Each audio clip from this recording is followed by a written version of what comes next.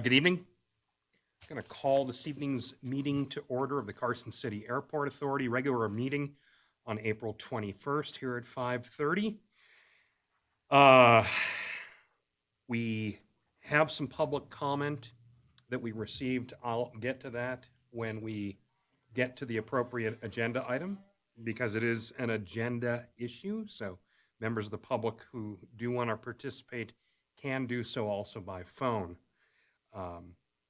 With that, I'd like to see a roll call and determination of a quorum, please. Chairperson Golden, Here. Vice Chair Harris, Here. Treasurer Rogers, Here. Member Jones, Member Hamilton, Here. Member Pulitz, Present. Member Hutter, Present. a quorum is present. Thank you so much. Tim, can you lead us in the Pledge of Allegiance? I pledge allegiance to the flag of the United States of America and to the republic for which it stands, one nation, under God, indivisible, with liberty and justice for all.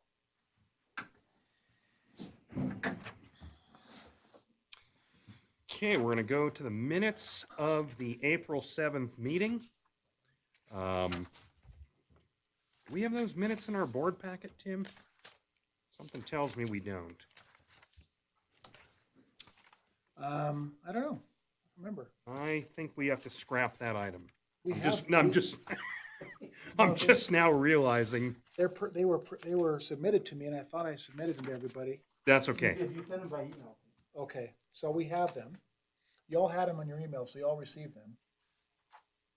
Okay, should we punt on that, or is everyone comfortable? Have people had a chance to review that? I think we better punt until our next meeting, okay? Unfortunately, we made an error on that by not putting it in the board packet, and my apologies for not catching it until now.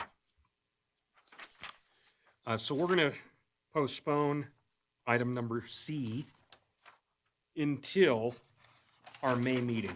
Our April 7th meeting was very brief. Modification of the agenda.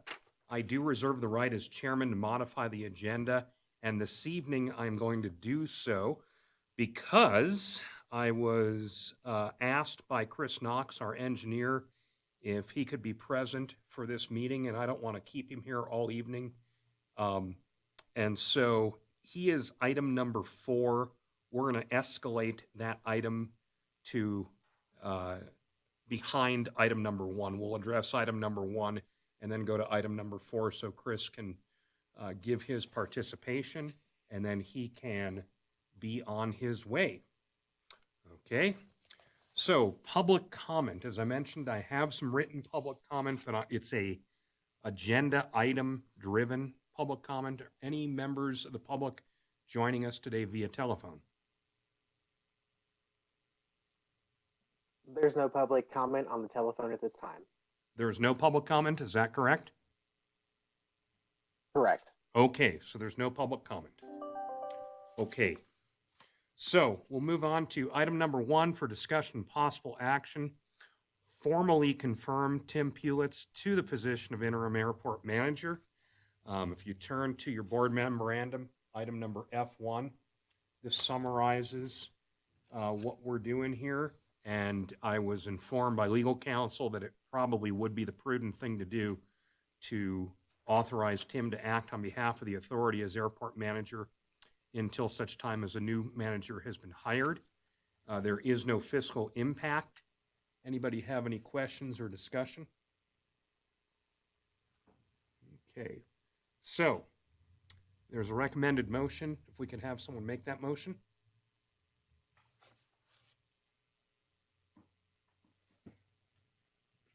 I will make a motion. I recommend we approve Tim Pulitz as acting airport manager and confirm the actions he has taken to date. I second. Okay, so we have a motion to approve the appointment of Tim Pulitz as interim airport manager and approve and confirm the actions he has taken to date. Any discussion? All in favor?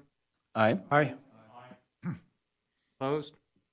Motion carries. And Tim, again, we can't begin to thank you enough for your efforts.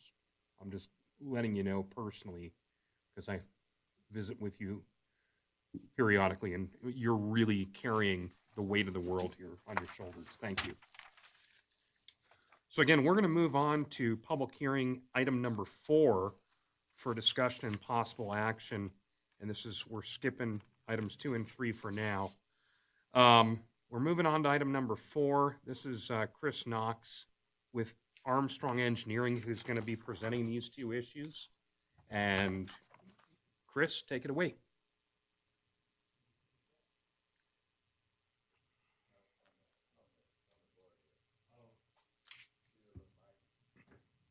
Yes. Sorry about that. Yep. Sorry about that, Mr. Chair and members of the board. Got it all figured out here, I think. We have a couple items this evening and appreciate you moving our item up. The first on the agenda item is the task order D, which is our engineering services for relocating the AWAS. This project's necessary for 2 reasons. 1, it's in way of our snow removal equipment building, but 2, it doesn't meet FA siting criteria, so it needed to move anyway. So this project will move it approximately 500 feet to the east and to a location that meets the siting criteria for an AWAS. In moving it, we are upgrading sensors and making sure that all the sensors are the current models and so on and so forth. So that we're essentially getting a new AWAS out of this project as well. We've made some upgrades over the years on the AWAS that we won't have to redo. For instance, the computer unit we won't need to replace, but the other sensors will be updated as part of this project. So this is our scope of services for the design, bidding, and construction period services associated with that. Mr. Cho, do you want me to pause there or go on into the other part of the agenda item?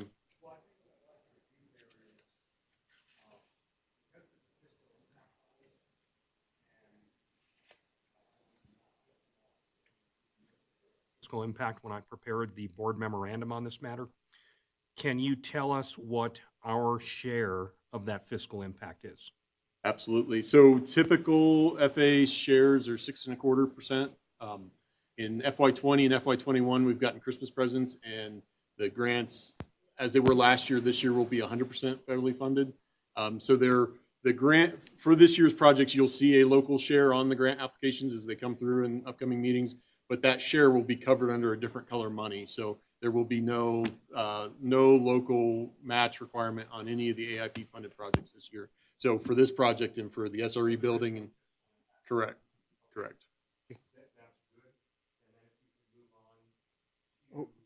Question? So in looking at the AWAS moving that, we're basically taking it and moving it. How long will the AWAS be down? So that was, we're going to try to minimize that. So that, I'm glad you brought that up. So we're going to spend a little extra money for a new tower. The tower we have could physically be relocated to the new site, but we felt it was it's about $3,000 extra to get a new tower, and that will minimize the closure to a matter of days. Whereas if we were going to reuse the tower, it could be quite a long time. But the time involved is going to be for all weather to come in, take any of the sensors that we're reusing, which aren't many, and install the new sensors on the new tower.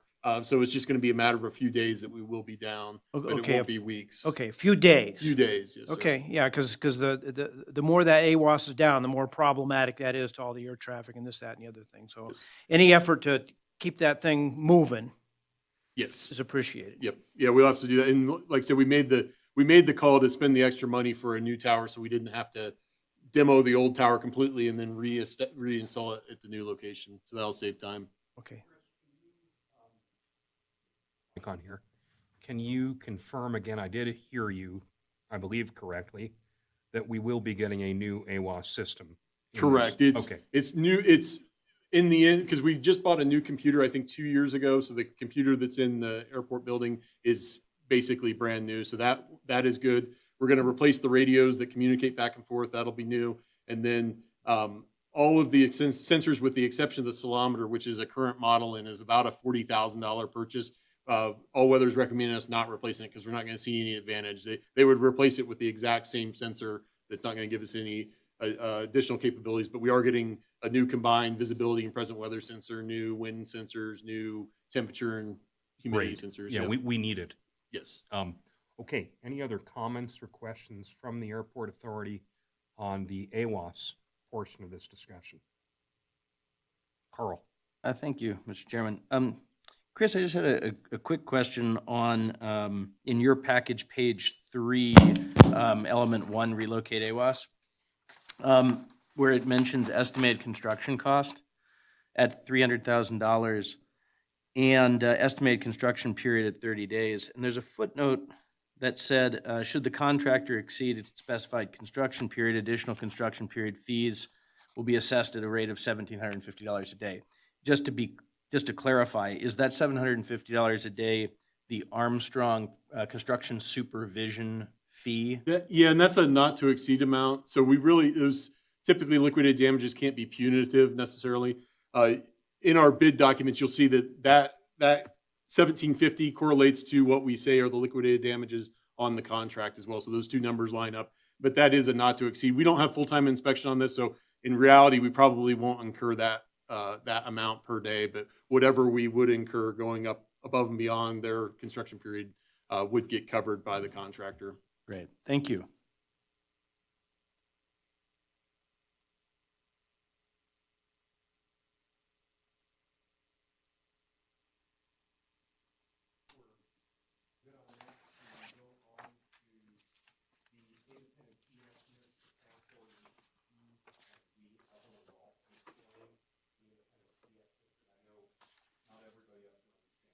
Absolutely.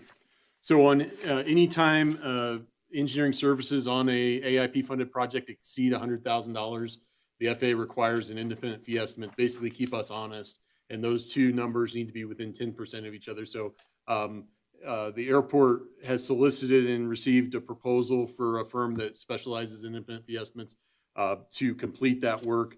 That work will be done coincident with our fee calculations, and then the two will be compared to each other, and if we're within 10%, things are good. If we're not, then we have to convene negotiations and go through the process of trying to rectify why the two numbers are different from each other. So again, that's required on any engineering services contract that exceeds $100,000. Both of those items, which are our construction period services on the snow removal equipment building and the services associated with the first phase of the approach lighting system, which is largely the aeronautical survey, those are both expected to exceed $100,000 in fees. So that's why we have the independent fee estimate requirement. Okay, and is that grant eligible, Chris? It is. It will be upfront funded. We will have to pay that when we get invoiced for it. But as soon as we have a grant open, that will be one of the first items we get reimbursed for under the grant. And what is the cost of that? It's $4,200 for both. Right. Those will be on two separate grants. So we could either ask Rudin Associates to break that up into the two fees, or we could just split it down the middle. The FAA wouldn't really care, so I think splitting it down the middle would be appropriate. And we would just charge $2,100 to the grant paying for the SRE building and $2,100 to the grant paying for the survey. Okay, reason I asked that question, I wanted everyone to understand what the cost is.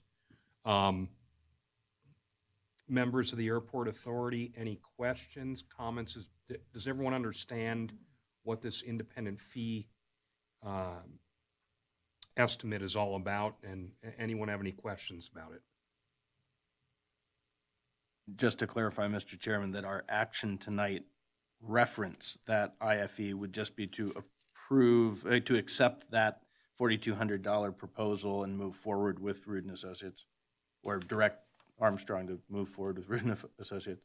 That would be correct. So the recommended motion would be it's really a twofold item. It's approving Armstrong Consultants Task Order Delta to relocate the AWAS, and then to approve the proposal of Neil Rudin Associates of the independent fee estimates as proposed for task orders Echo and Golf. Would that be correct, Chris? Is that Absolutely, sir. okay? So, any further questions or comments on this particular matter?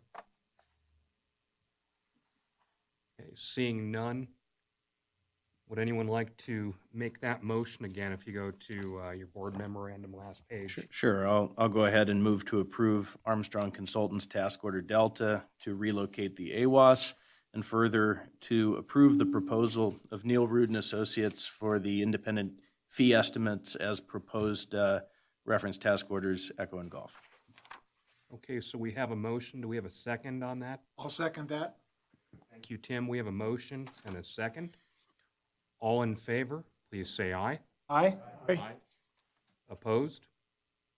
None. The motion carries unanimously. And just to reiterate, thankfully, Chris has been on top of this. And while we did say that there is fiscal impact, it is going to be reimbursed 100%. So the long-term fiscal impact is zero. Now, because we escalated your item, Chris, I'm going to ask you to do one more thing, which is if instead of having you wait till the end of the meeting, why don't you, since you have the floor, give us your engineering report. Absolutely. Thank you. Thank you. So we have a lot of balls in the air right now with projects. We had pre-bid meetings today for the snow removal equipment building and the AWAS project, actually. We had several contractors on site for the SRE building. Lots of good questions, good interest in that project. We did not have any contractors show up for the AWAS pre-bid meeting, but it was non-mandatory and it's a pretty straightforward project. We've been in touch with a few contractors that we know are interested in it, so I'm not too concerned about getting competitive bids on that project. So we are in the midst of getting those projects bid. We'll have bids at the end of next week for those two construction projects. We are also working on final costs for the snow removal equipment, which was a task order approved in the last regular meeting. We have the costs pretty much wrapped up on that, and that is within the original budget, so that project is in good shape. The other project that we're in the scoping phases on is that an aeronautical survey and preliminary study for the nighttime approach. We kind of had a little late breaking action with NDOT stepping up and wanting to assist with the aeronautical survey associated with that, which is honestly a large chunk of that project. So we have our original task order golf included all of the pieces there. We will be meeting with NDOT, I believe, Monday morning to sort through, because I think they're capable of doing some of the elements of that, but not all. So we just need to make sure that we're not missing any of those elements. So we may need to revise task order G once we have that meeting, but we'll know that early next week. I don't think it'll affect the IFE because the IFE will be on the worst case scenario with all the work in there, and we can trim that back. So I think we can continue with the independent fee estimate on that. So those are kind of the four ongoing projects for the fiscal year 21. We have two carryover projects from last year, one of which is largely closed out, and that's the perimeter fence and gate project. We have a kind of an open warranty item on gate 3. We fixed the majority of the issues with an adjustment of the photo eye on that gate, but we still have an intermittent issue that we're not quite sure what the diagnosis is. It could be one of 3 or 4 things, but unfortunately it's so intermittent that we're not able to catch it all the time. Rick was able to download some of the codes off of it this week, I think, which will help us narrow in on what it is. But the contractor's aware and has been 100% supportive of getting that fixed. The other carryover project from last year is the runway 927 pavement maintenance project. That is still, as I've said for the last few months, still on the schedule for June 1st. The only thing I will qualify that with is there is now a paint shortage because of the Texas freeze, if you will. So we're hearing that on a lot of the airport projects. So there is a potential. I just want to throw the warning out there. There's a potential that this project could be delayed because of paint, and we have quite a bit of paint on that project. So we'll keep an eye on that. And if that schedule changes, we'll certainly advise. We do have some time, obviously, for the market to kind of fix itself on that. But that is my update, Mr. Chair. Okay, thank you, Chris. Well, I appreciate you moving us up. No, Much at least appreciated. that's why we do what we do. There's no reason to keep you waiting. We're not supposed to have members of the public in here anyways, so. Any questions or comments from members of the airport authority for Chris while he's here? I would like to make a comment. I just want to go on the record as letting my fellow board members know that Chris has been absolutely a pleasure to work with. Coming into this position, I have so little knowledge of what he was doing and what his relationship and his companies is with the other engineers and with FAA. And he's been timely, he's been responsive, he's been more than willing to get me up to speed on a daily basis. And I want to acknowledge you, Chris, for that, because it's been very, very appreciated. Those are the kind of things that help us keep on track. He's just been a great advocate for that. So I want to just acknowledge that. Thank you very much. I appreciate that very much. Thanks, Chris. Sounds like we're having a little technical problem here. On your way out, I have some paperwork for you sitting right up there. Okay, thanks again.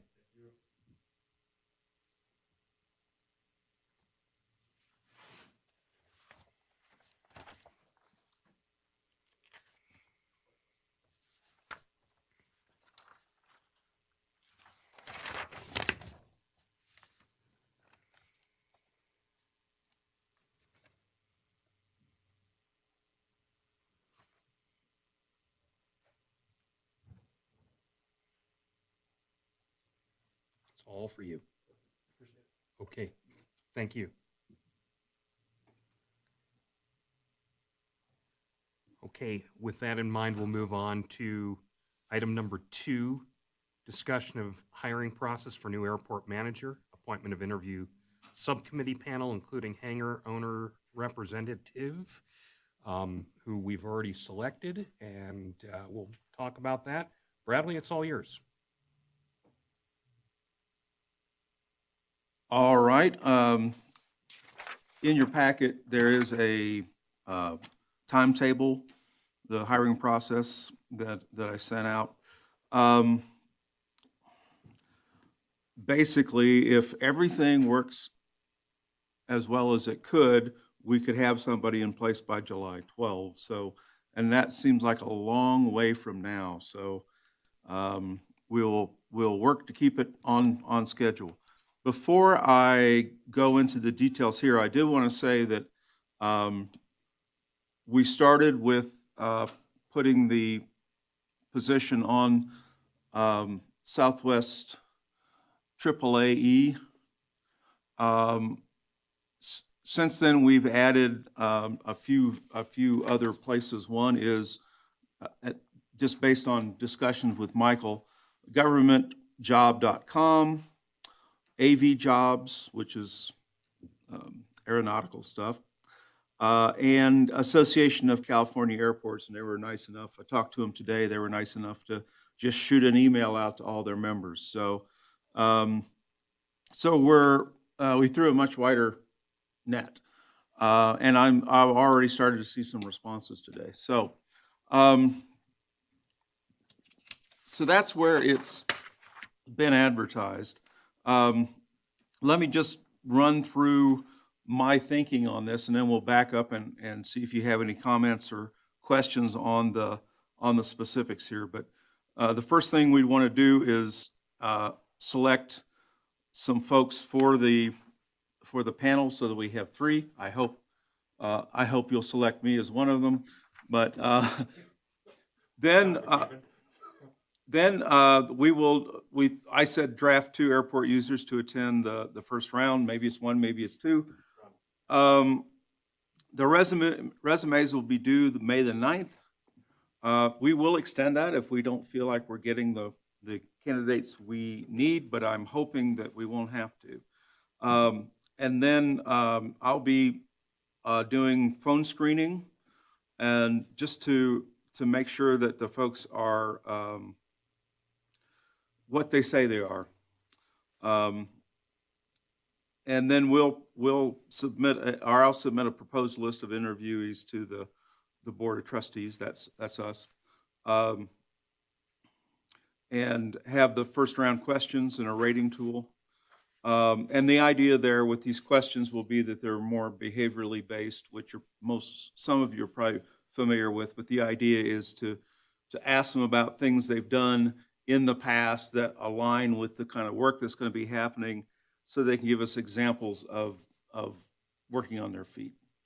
Now, that's not to say those will be the only questions. If anybody on the interview panel, or as far as I'm concerned, anybody that that's a user that we've asked to join, can ask any question they like. We just want to make sure we get through those, because those things will be tied back to the specific experience requirements, education and experience requirements of the job. So it'll help us do the ratings.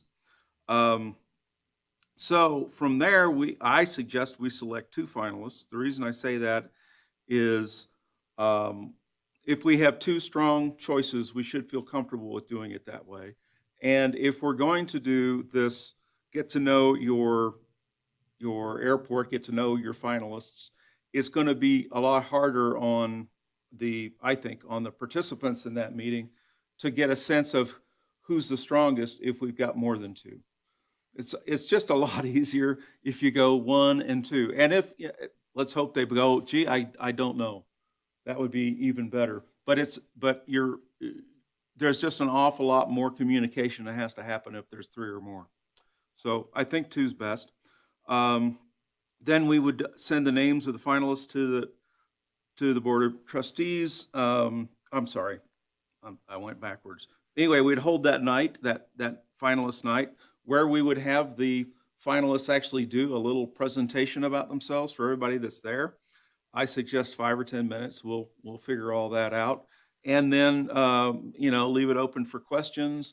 Let those folks kind of roam around. We'll also give them an airport tour and introduce them to as many members of the Board of Trustees as are at that meeting. So make sure that they get to meet everybody. By that, and kind of keeping an eye on them, we'll know a lot more about them before the actual Board of Trustees meeting. But at that point, then we'll have the interviews. That'll be about June 16.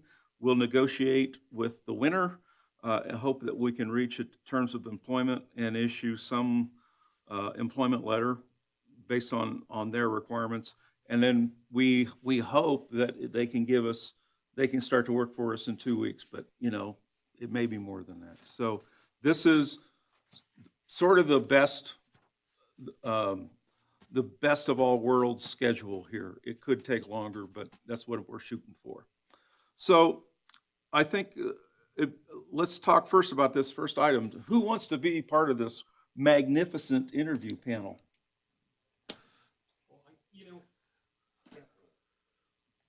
Turn this on. I'm going to give my opinion on this because I'm ambivalent to it, but I think, Bradley, you probably should be, since you're the point person for this. And then I think there should be 2 members of the pilot community. And then we have 2 owner representatives that we've identified. You and I and Tim talked about one. I've already discussed it with him. Okay. He has volunteered. So that owner representative is John Mays. So he will be our owner representative. And then if we're going to have 2, we received interest from David Correo, and I think he was sitting right here, but he scooted out. If we're going to have 2, put David in as number 2. Okay. John was definitely one that we discussed, and he agreed to do it after you and I and Tim had dinner. Okay. I called him, and he said yes, he'd love to do it, and he'd be honored to do it. So Great. that settles that matter. Let me state that, like I said, I'm ambivalent to this, and I think it's the best candidate's going to shake out. Mm-hmm. Okay? I will say that Paul and Tim did an admirable job when it came to interviewing maintenance personnel, and their first choice, who was the second choice by an odd set of circumstances, ended up taking the position and working for us, and he's doing a great job.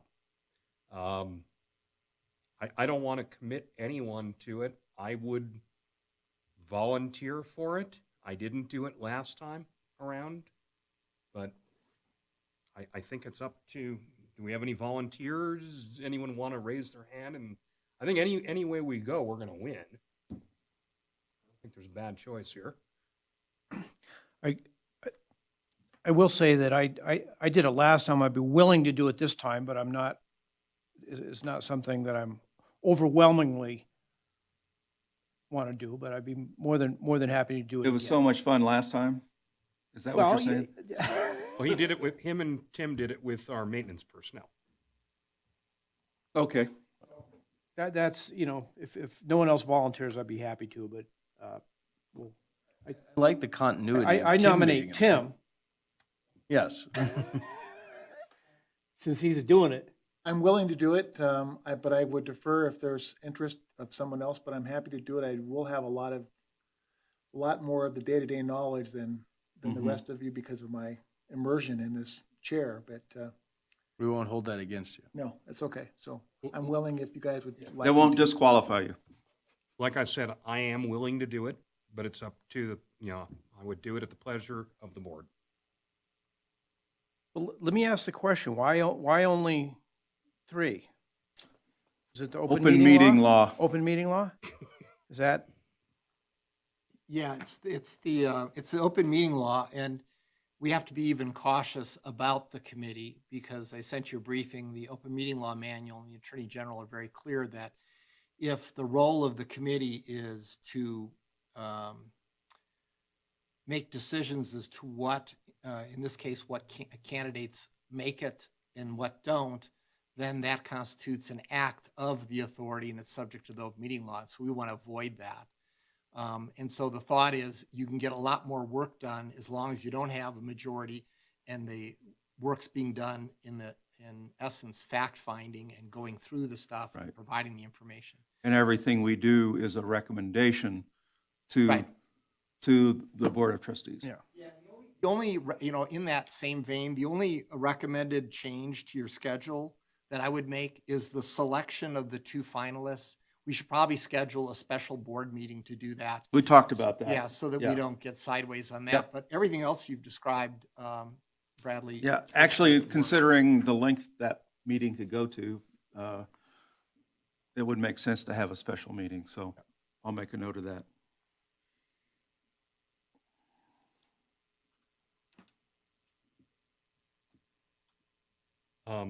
Anyone want to make nominations? Well, I already nominated Tim. Okay. You want to nominate Tim and somebody else? I have paid close attention to Paul's citizenship about the airport. Paul is a man about the airport who I think really has a day-to-day pulse of a lot of the community, particularly in a certain, I don't want to say geography or slice, but, you always come with the latest. And so, in all seriousness, I think it really makes you a good lens, for the airport user community. And I would kind of just bounce that just by comparison, since I know John quite well. I think John brings similarly a different perspective, or maybe kind of, from, I don't want to say the jet community, but, a similar kind of vibe and a sense of the vibe on the ground. So I'm a big fan of Paul if you are up for it. And again, I want to make it real clear. If you don't want to do it, say. No, I said I'll do it. It's up to you guys. And Tim, do you feel comfortable? I mean, we've really burdened you. Are you comfortable with this? Yeah, I'm comfortable with it. Okay. Well, in that case, I'll make a formal nomination and step away as my role as chair for a moment. I'd nominate Bradley, Paul, and Tim to serve as our interview panel on behalf of the Airport Authority, and then John Mays and David Correo to serve as owner representatives. We have a second for that? I'll second. Okay. All in favor, say aye. Aye. Okay, motion carries. Anything else we want to discuss in detail about this? I have one comment, but Paul, you have a comment? Yeah, I have some comments. One of the things that I think we we tend to miss, and I think we missed this last time, was that a lot of the work that is done at this airport is direct customer service, administrative. There's part of the problem is we need someone who can handle our big customers coming in to recruit, but at the same time be able to handle our day-to-day issuing gate cards and the mundane tasks. And so it's a challenging job to bring someone in who's really super good at dealing with our customers, but yet is able to deal with the day-to-day customer service, which we need improvement. So, as we go forward, the qualifications and experience and our questions and rating, I think, needs to really cover that. Now, Tim can probably speak more directly to how much is required here and there, but I saw this with Ken, and I also see this with Tim on a day-to-day basis. That boy, I see more people marching in and out of that office, just regular customers. So maybe Tim, could you I don't mean to speak for you, but but that's what I see. Paul, you're right. It's an unusual type of job. It really is. You're in one hand you're wearing an executive hat, and in one hand you're wearing a clerical hat. In one hand you're wearing an administrative hat. To be very proficient in this job and do all three of those well is somewhat of an unusual candidate. It really is. And as the airport would grow and things happen, and there's a point at some time where a clerical might be a position when necessary, which is not yet. We can't justify it yet. It would be much easier to fill that job. But right now, you have to find a candidate that has got skills, computer skills, a few little tech skills, clerical skills, as well as the administrative and executive. It's an odd little position. Mm-hmm. Yeah. I'm enjoying it, by the way. It's kind of fun because it's challenging as heck to see all the different facets of it coming to fruition every day. It's been a bit challenging, but interesting. I'm going to state something, one comment on the process and one comment in response to what Paul and Tim just said.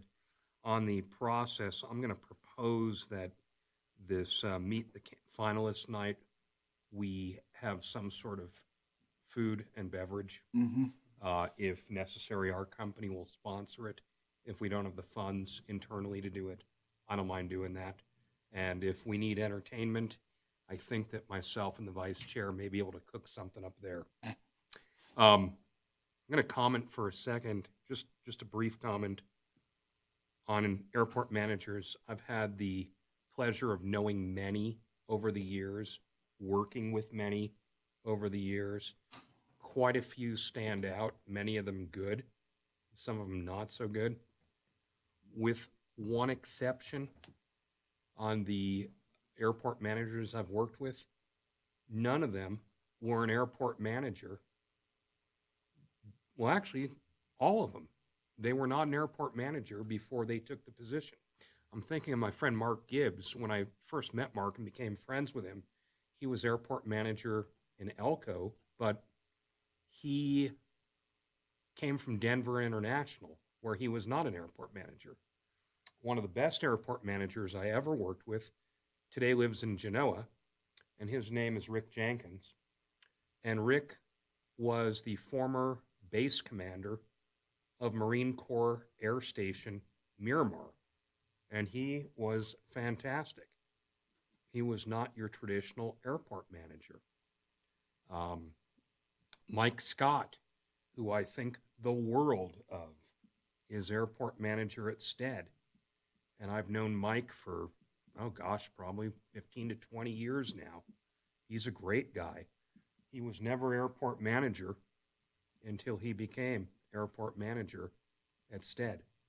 So I'm not sure that hiring someone with prior experience as an airport manager is a prerequisite here. And I really agree with Paul and Tim. This is a customer-centric position. There's an administrative side to it. There's a technical side to it. And from what I've always seen at every single airport, there's a real property/property management side to it. So food for thought there. It speaks to, when we reviewed that updated list of where are we casting the net, I think it's good even beyond the practical business of, am I talking to people who already have jobs as airport managers, to go beyond that and for a different reason and say, you don't need to have, and as you just outlined, Mr. Chairman, perhaps it's in some ways a correlate to success that you have not yet been an airport manager. So I'm glad that we are casting that net a little more creatively. I have one other comment. We're casting a wide net, as Bradley had mentioned. If these people are to come in for this meet and greet, are we willing to fund that cost of travel and expense? Because it's very likely they're not going to be from our area. So we have to think about that in a budget factor. I'm not sure what the appetite is for this. Here's my comment around that. At least in my experience, that would be the customary thing to do to cover those expenses. It is a cost out of their pocket. And the other thing is that I've experienced is that it's never as much as you think it's going to be when you have people come in. They're trying to get a job, and so they're very conscious of what they're spending, and so it's usually not a lot of money, but it's customary to cover their expenses. Well, I agree. I just want to make sure we all feel that. Stan, do you feel the same way? I think you need to identify your expenses. Are you talking airfare, or are you talking meals and hotel room? I mean, you got to identify it all. I would assume it'd be all of their basic expenses, airfare, Yeah, meals, I'm just saying lodging. You got to identify it. Yeah, I would assume that, but as long as we're all on the same page, Right. I don't want it to come down to where all of a sudden we have a Right. disagreement. It's just on- we don't cover their gambling bill, No. and we'll make that clear. But yeah, one of the things I will do, so you're clear about this, and Michael mentioned this before when we were talking about the recruiting. Last time we recruited for an airport manager, we had some people that just wanted to, interview me on the phone, and so I'm going to be real clear with them. You're going to have to come. You're going to have to come. If you're the successful finalist, you're going to have to come twice. Are you willing to do that? And make sure they're lined up and we're not, wasting our time and theirs.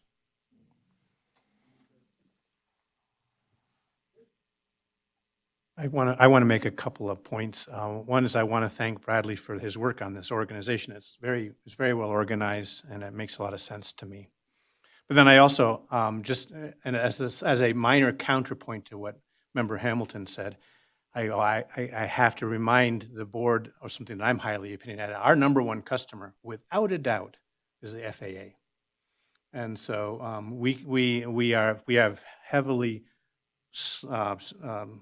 We've well populated our interview panel with on airport tenants, and they are certainly our customers. But a person who can't handle all of the regimentation required to interact successfully with a government agency like the FAA is going to hurt us with our biggest customer. And so I will be, I'll be sure and monitor that as we go along through the process. But I just wanted to state that at the start. Well, we have this motion before us to approve the proposed hiring process, including the adoption of the procedures, and we've nominated the subcommittee. So if anyone would like to make that motion, we can move forward.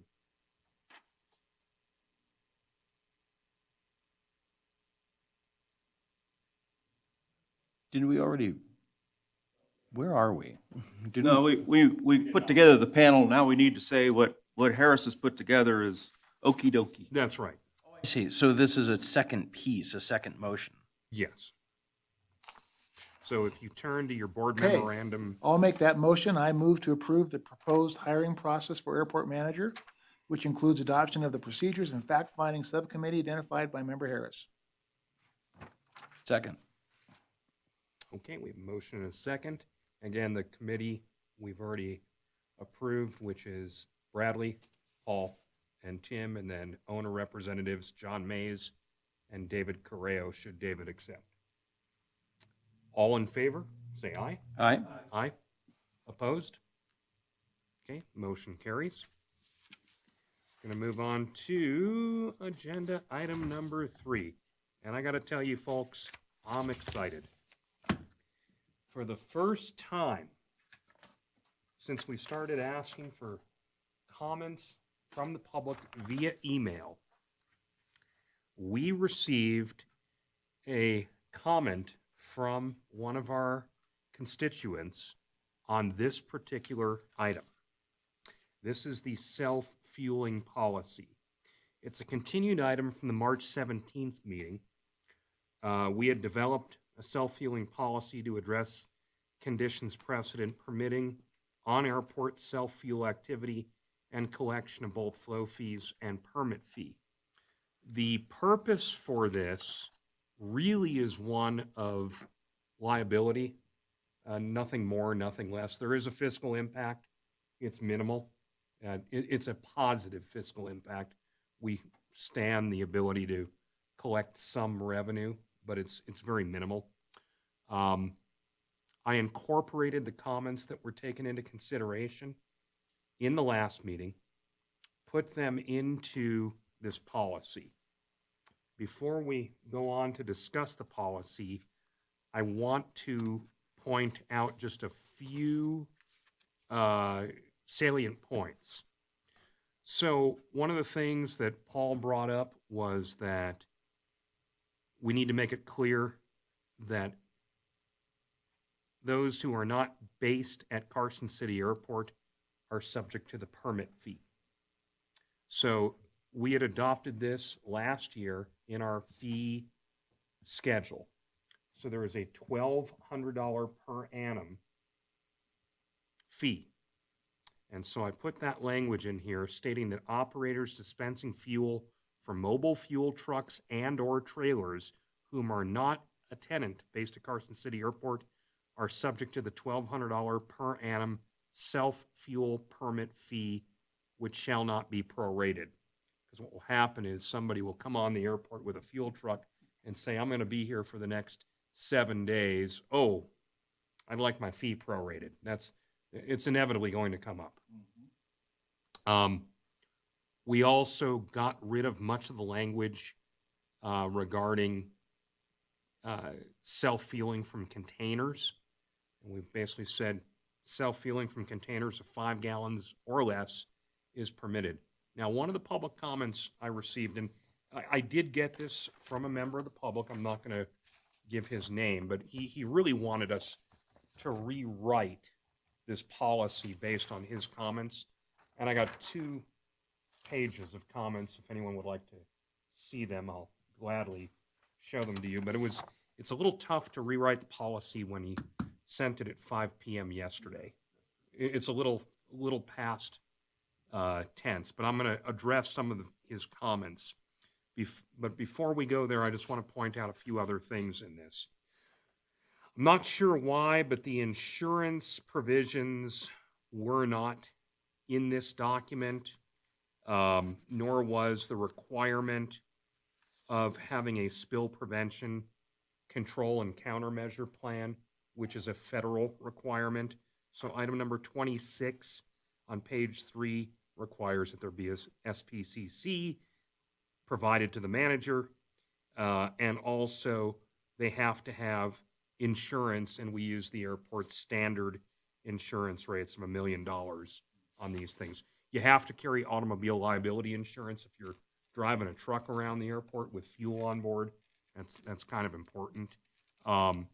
So those were the big issues. Now, the member of the public who submitted these comments, I'm going to briefly go through them and state There is one in particular, we may have to make a little change here. He wanted to state that self-fueling from carryable containers labeled for flammable liquids and labeled for meeting a published standard are permitted. Well, the law states it's 5 gallons. He didn't like that because his containers hold 6 gallons. So 5 gallons is the legal limit when you go to a gas station with a container. Paul, I think you're probably well aware of that one. Yep. Yep. So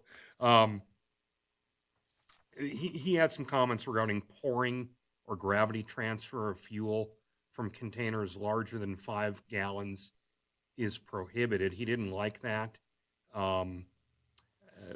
He was curious about the 200-gallon limit, and if this gentleman is watching, the flow fees are 200 gallons per annum as a threshold.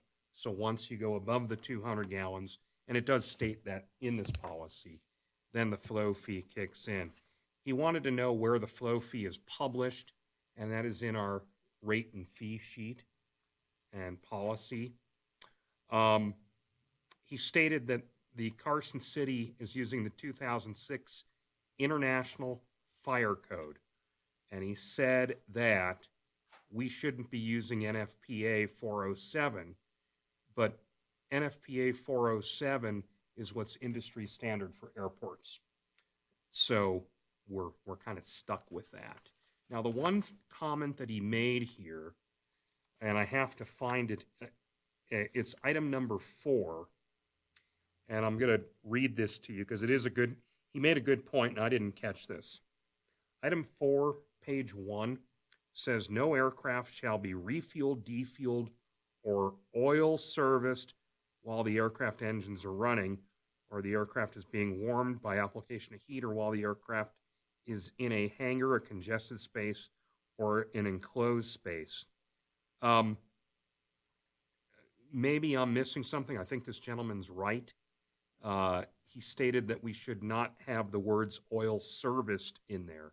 Steve, do you see anything wrong with removing that language on item number 4?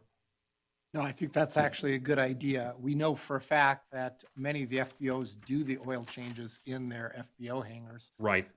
And so that probably was an oversight. So when we do approve this, I'm going to suggest we do so, but strike the language of or oil serviced from item number 4, page 1. And again, that was an oversight on my part when I cleaned this up. He wanted to know what a spill kit is because we state that in the event of a fuel spillage, the person who's self-fueling must have a fuel spill kit capable of cleaning up a spill equal to the amount of fuel being delivered. Again, that's a statutory matter. So I hope that everybody understands that if you're hauling fuel around, you better have some sort of containment so that you don't have 100 gallons of fuel laying on the asphalt for the atmosphere to eat up. He didn't like the idea that self-fueling of aircraft shall be conducted in areas designated by the airport manager. Sorry, I think that the airport manager should designate that. And he also stated that the insurance requirements may discriminate against self-fueling mobile fuelers. Well, those insurance requirements, as our council can tell you, are identical to what exists today on the airport.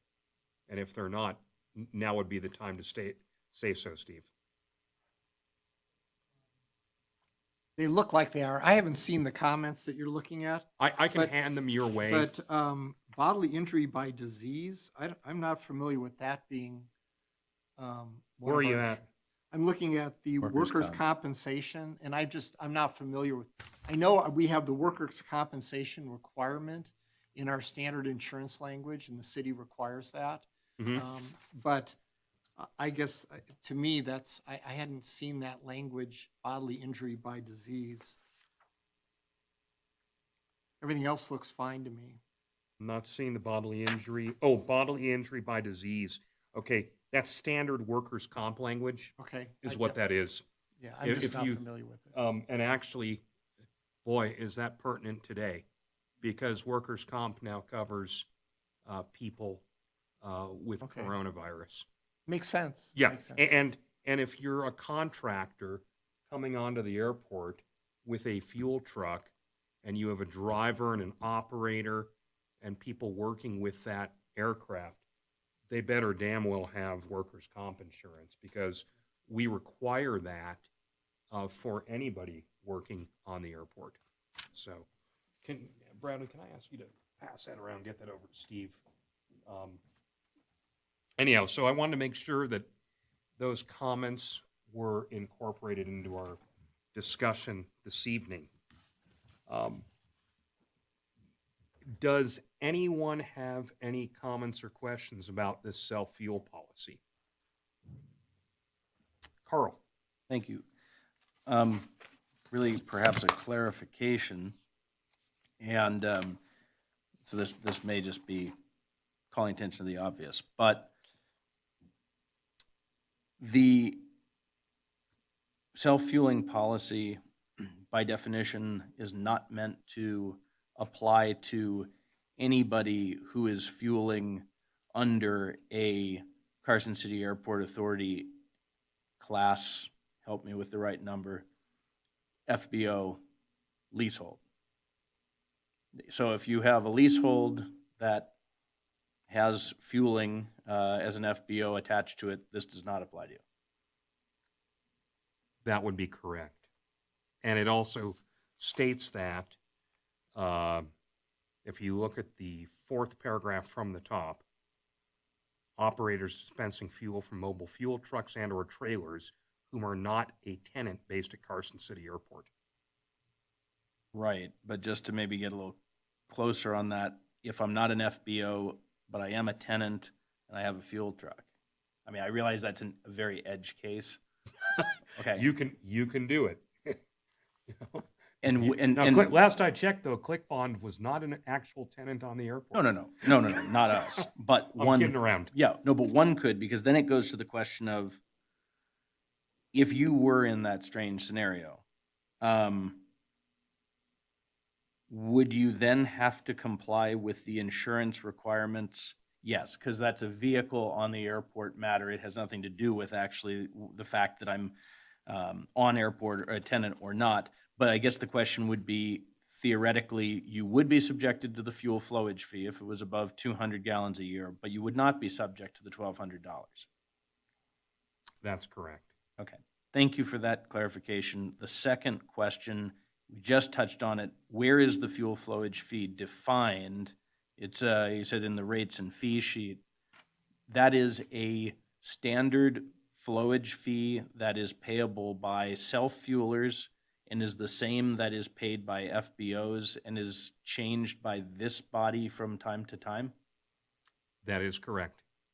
Cool, thank you. And Carl, one other thing to address is, because this came up from Paul in the last meeting. Again, we're continuing the item from last meeting.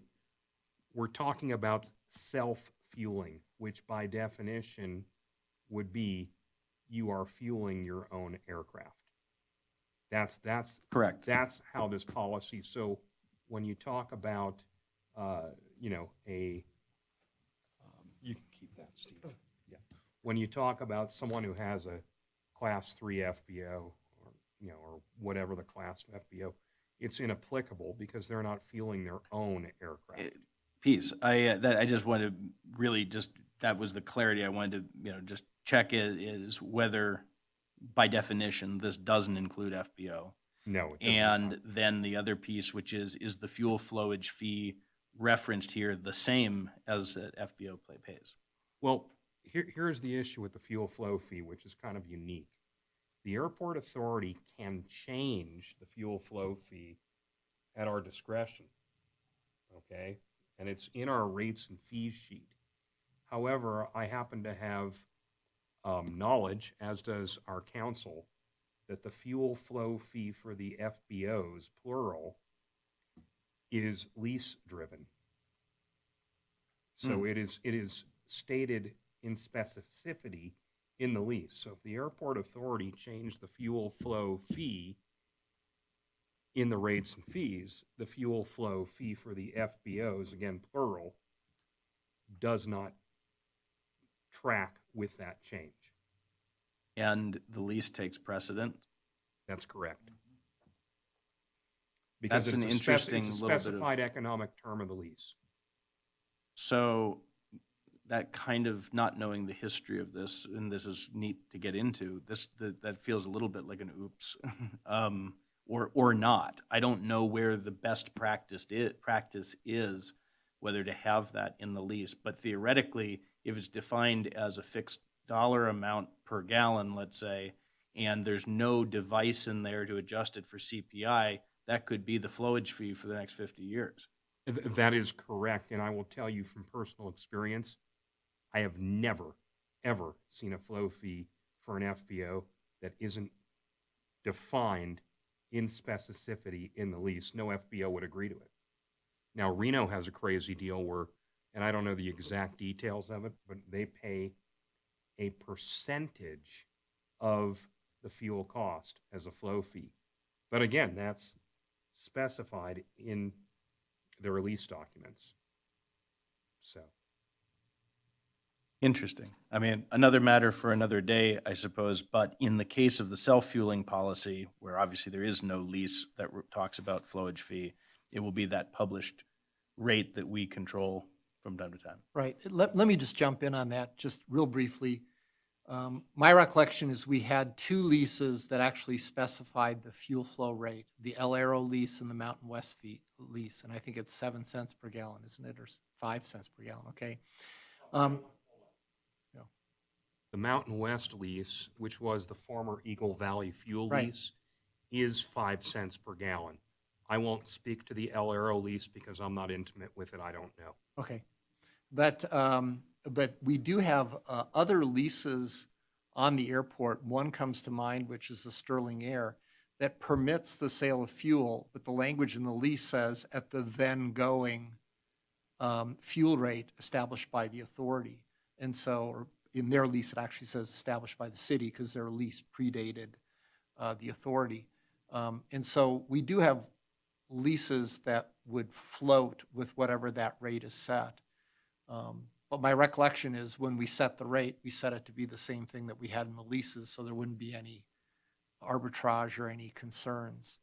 And now I can see the problem that you're looking at, which is if those numbers diverged, would that be discriminatory against whoever has to pay the higher rate?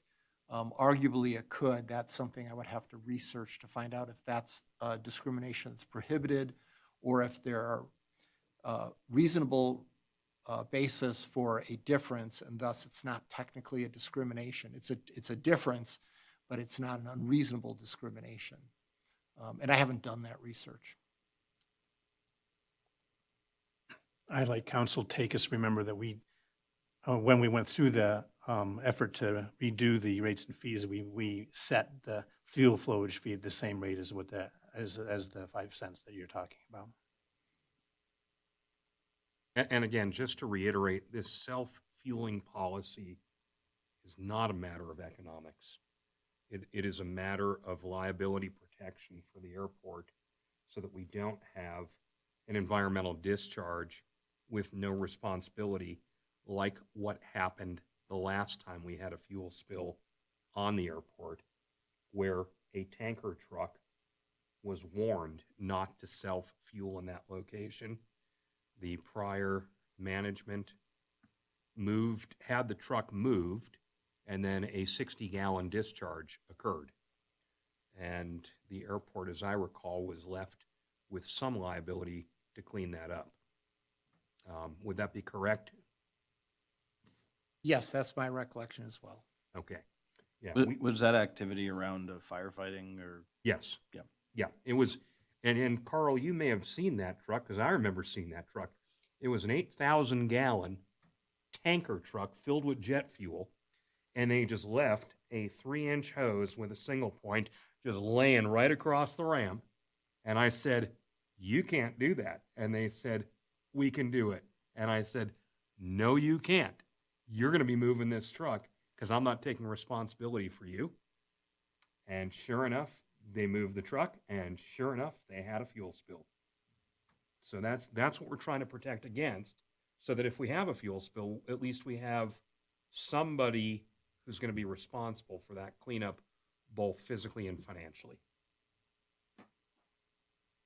So, any other questions or discussion? Okay. Seeing none, we do have a recommended motion, and if anyone makes that motion, I'm going to remind them that we're going to want to strike the words in item number 4, or oil serviced. Actually, I think what you want to do is just strike the oil serviced and put the or in between refueled and defueled. Yeah, we can So definitely it do would that. say no aircraft shall be refueled or defueled while the aircraft engines are running. We're not an aircraft carrier. They do that on aircraft carriers. They do that with a lot of military airplanes where if you shut them down, getting them restarted is very difficult. But we're not one of those airports, and so Right. we shouldn't have that going on. I'm sure we can make that change easily to the policy and finalize it. So, would anyone like to make that motion? Okay.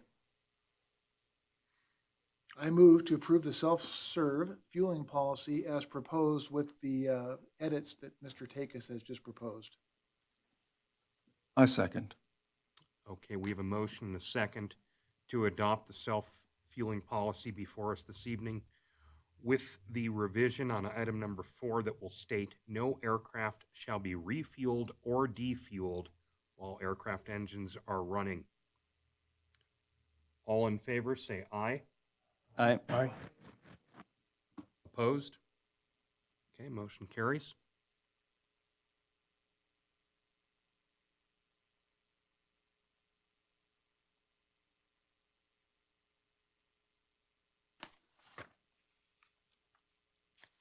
Tim, take it away, airport manager's report. Okay, all of you have the report in front of you. I brought it to you today and printed it. Very brief, just to update you all on the gate card readers that we have installed and are now functioning. We were previously limited to 500 cards. Now we're up to 536, and we've had a lot of cards having to be replaced and updated, but it's working as well as could be expected. We did have, it was already mentioned that we have the NDOT is going to help us with the survey costs associated with the nighttime approach, which is just fabulous. Chris Knox already gave you an update on that. That was from constant deliberation with Scott Hoffmeyer and myself, probing him to probe his boss, and finally they said yes. So that was very gratifying for me. I want to tell you that Rick Lee and I took the FAA-sponsored Notice to Airmen training, so now we are qualified and capable of issuing NOTAMs. And for those, that's just notices to airmen, for those that you don't understand what that is. That just means that if there's a safety or security or an issue going on, we are qualified to make those posts with the FAA, and it gets out to all aircraft. That was very important to get that done right away.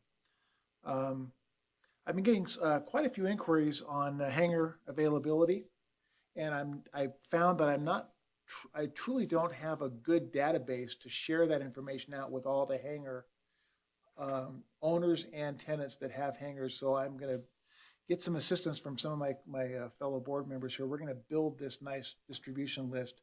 So when there's interest in, I can shoot it out, or the new airport manager can shoot it out to everybody. And when there's a availability, I can also shoot that out to those, so we can just make it a little bit more manageable and more, because I'm surprised that there's just not one database available for that, which is simple to be done, just takes a little bit of diligence. We'll get that done. We've also discussed adding a 180-degree camera that will actually focus on the runway, that can help us with prevention and safety and identify issues going on the runway. It's part of a system it's part of our gate camera system already installed. It was already discussed and approved to be installed at an earlier date. But the location seems to be, we were thinking on top of the airport terminal building, but really having it at the self-serve station is far more efficient, give us a better view. And Mr. Golden has agreed to allow us to go ahead and tap into his internet connection and his power source, and appreciate that. We're waiting for the quotes. It's not gonna be very expensive. It's just a few $100, I'm thinking, for the camera. And we most likely can install most of it ourselves. So that's another good thing. Quickly, I listed the fuel flow numbers for March. In a nutshell, the fees were about $1,346, which are up. And as Chris Knox from Armstrong mentioned, they had their meetings today with the different potential contractors to do the snow removal equipment facility, as well as the moving the AWAS. And it was handled very professionally. I was very pleased. And that's the end of my report. Thank you, Tim. Any questions of Airport Authority members for Tim? Okay. Steve, do you have anything to report to us? Just to add on to what Tim just mentioned, when we had the discussion about the camera, I think part of the discussion was that we would make that feed of the runway area available over our webpage, because it gives people who are flying here the ability to see real time what weather they're looking at. And so if there's a way to capture a windsock or something, that's probably going to be helpful too. I mean, they can always call the AWAS, so I guess maybe they don't need the windsock, but if they can see what's going on there, I think that's helpful. Okay, I wasn't made aware of that, Steve, but I will definitely see how that could happen. I know it should be able to be happen, but it's part of our closed circuit system that we have currently, so it'd have to be a different process to bring it out. So I'll look into that. Question for you, Tim, on that exact topic that Steve brought up. Will the camera be? No. No. So It's stationary with a 180-degree swing, so it's a fisheye. Mhm. So you'll be able to see end to end without having it moved. And and you know, my concern, I don't want people to think that we're spying on them. I want this to be strictly a safety and a security thing. Your idea of having the ability to see the runways is a very good idea. I just want to make sure that all of our users know that we're not there to use it as a stick for poor landings or whatever. So It's not surveillance. yeah, it's not supposed to be surveillance. So that idea about the weather, Mr. Takers, we have to talk about that. Okay, To see very how good. that's received. I think that might even be something to bring up to the users if they want it. Okay, yeah, I think that's a good idea. I'd like it, but I know that some people do not like to be watched. Yeah, and I will state that at other airports where I've seen the camera in use, I love it, but it also rotates either 180 degrees or it actually goes 360. And if it were to rotate, we'd be able to see which way the wind is blowing. Because it would eventually come across the windsock. You'd see things blowing across the runway maybe, or no, I mean you do see yeah, you do see these things. Yeah, and That was a highlight of the I think it was the January meeting, yeah. or either November or January when this came up. And I would kind of foot stomp the benefit of being able to get that up on a web feed. And I recall us talking about some very good points around what's the data retention policy, where is it stored or not, blah, blah, blah. We'd have to come back to. But that ability to just be able to go up on a page and say, is there snow on the runway? Is there not snow on the runway? Right. And then in terms of other legal matters, I have no new developments on any of the legal fronts, and so all's quiet right now. Those are good things. Yeah. Thank you, Steve. John, would you like to opine on the treasurer's report? Apparently, our interim manager is an excellent financial manager because we're doing strong. We're strong relative to our budget. I don't want him to get too big of a head. We did have a budget that had an expectation of a significant reduction in revenues because of the pandemic, and that has not generally panned out. So I would expect that our strong position relative to budget will continue through year end. It also didn't hurt at all that we got fully funded on our FAA funded capital projects. But so as you can see from the numbers, we're in a strong position relative to our budget, and so that's comforting. Okay. Thank you so much, John. Appreciate your work on that.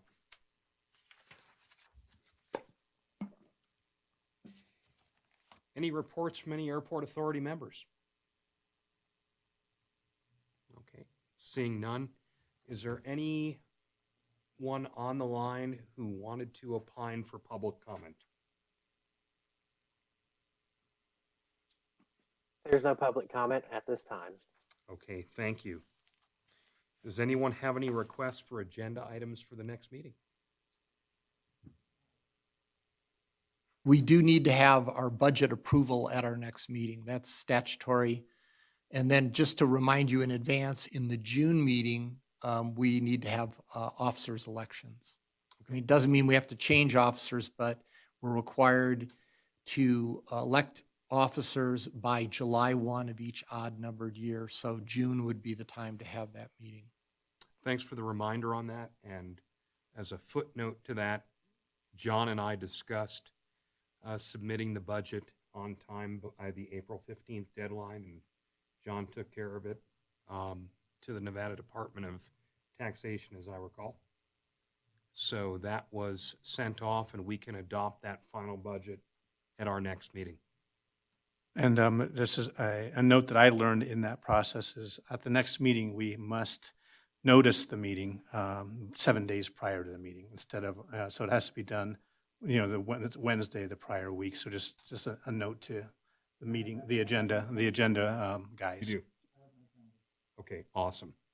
I think that they're just looking ahead from some of the feedback we received from Carson Tahoe executive, that it's likely by our next meeting that there may be a desire to make a presentation or some other information to share about the vision coming from them. So just as a heads up, we might likely see that agendized, but no news yet. Okay, very well.